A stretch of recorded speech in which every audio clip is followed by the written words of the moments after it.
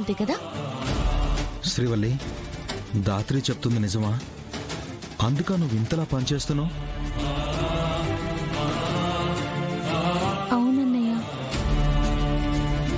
20 ఏళ్ళు ఏ దిక్కు లేకుండా పెరిగానన్నయ్య. ఇప్పుడు కుటుంబం అంటే ఏంటో తెలిసాక మళ్ళీ ఒంటరిగా బ్రతకగలను లేదో తెలీదు. భారమయ్యి ఎక్కడ నన్ను బయటికి పంపించేస్తారేమో అని వచ్చిన పనల్లా చేస్తున్నాను.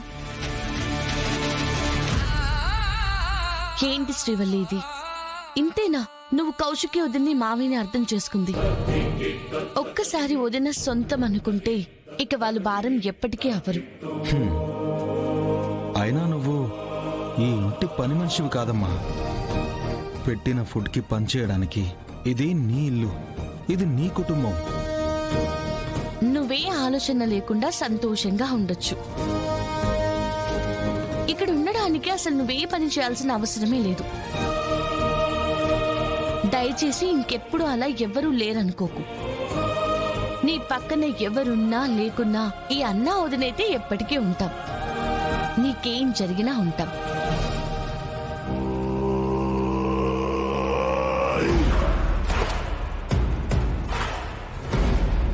పెద్దిల్లే.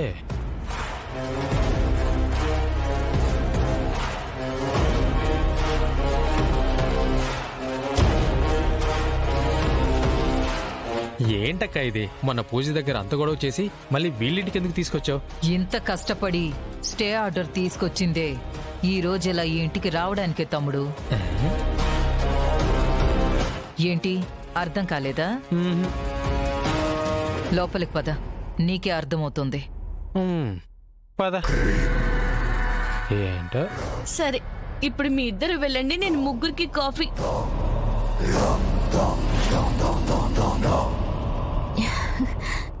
నమస్కారం. నమస్తే. మినిస్టరా? రండి కూర్చోండి.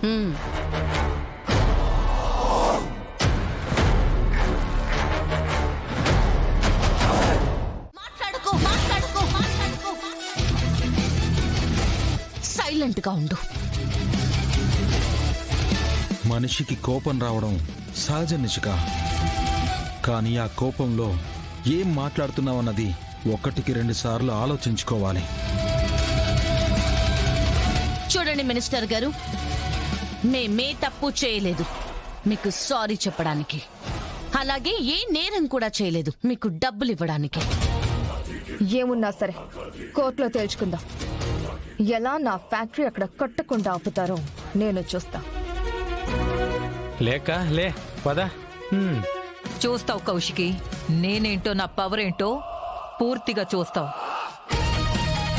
పదరా తమ్ముడు. అయ్యో మినిస్టర్ గారు ఆగండి. ఏందమ్మి కౌశికి, బోడి 50 కోట్ల కోసం ఎందుకు రచ్చ? పైగా మినిస్టర్తో గొడవ పడ్డం కూడా మనకి మంచిది కాదనిపిస్తుంది అక్క. పిన్ని, విషయం 50 crores గురించి కాదు. అది నేనిస్తే నేను తప్పు చేశానని ఒప్పుకున్నట్టవుతుంది. ఇక మినిస్టర్తో గొడవ గురించి అంటావా? మనం కరెక్ట్ గా ఉన్నంత వరకు మనం ఎవ్వరికీ భయపడాల్సిన అవసరం లేదు. పైగా కోర్టులో కేసు కూడా గెలవలేనని ఆవిడకి అర్థమైంది కాబట్టి కాంప్రమైజ్ అని మన ఇంటికొచ్చింది. ఇలాంటి వాళ్ళకి ఒక్కసారి భయపడితే ప్రతిసారి భయపెట్టాలని చూస్తారు. అదే ఒక్కసారి మనం ఎదురు నిలబడితే మళ్ళీ మన జోలి కూడా రారు. నిషి, నేను పంతంతో నా కాపురాన్ని కూల్చుకోలేదు. మా ఇద్దరి మధ్య వచ్చిన మనస్పర్ధల వల్ల విడిపోయాం. అయినా ఓడిపోకూడదనే నా పంతమే నన్నిక్కడ నిలబెట్టింది. Narendra, hospital CC footage madam వాళ్ళకి చూపించు. చూడండి, మెటర్నిటీ వార్డ్ లో ఉన్న అన్ని కెమెరాస్ లాస్ట్ 30 minutes మాత్రమే ప్లే చేయండి. అలాగే చూడండి మేడం.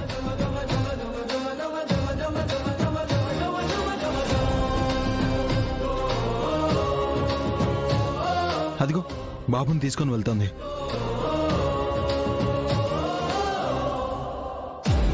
ఇది నారుం కౌశికి గారు. నేను బాబుని 10 మినిట్స్ చెక్ చేసి పంపించేశాను. ఆ 10 మినిట్స్ ఫార్వర్డ్ చేయండి.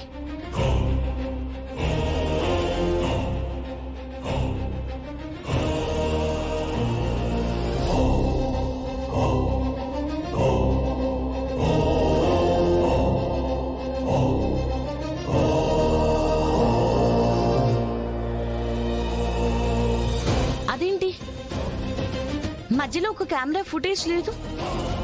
2 డేస్ నుంచి ఆ కెమెరా పనిచేయడం లేదు మేడం. ఆ కారిడార్ లో ఏముంది? లెఫ్ట్ సైడ్ లో జనరల్ వార్డ్ ఉంది మేడం. రైట్ లో చేంజింగ్ రూమ్ ఉంది మేడం. అయితే ఆ జనరల్ వార్డ్ వేరే యాంగిల్లో ఫుటేజ్ ని ప్లే చేయండి. అలాగే.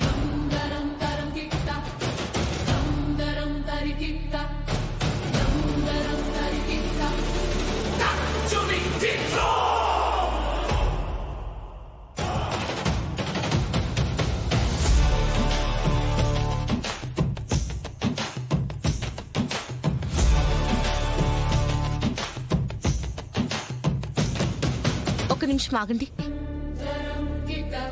ఆ బామ్మగారి ఫుటేజ్ ఒకసారి ప్లే చేయరా? అలాగే మేడం.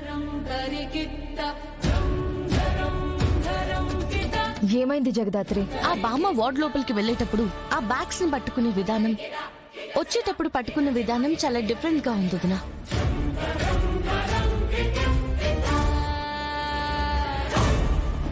పోనీ ఆ బ్యాగ్ ఇవ్వండి, పట్టుకుంటాను. అయ్యో పర్లేదమ్మా. అవునక్క, ఇందాక కూడా దాత్రి ఆ బ్యాగ్ ని పట్టుకోబోతే ఆవిడ కంగారు పడింది.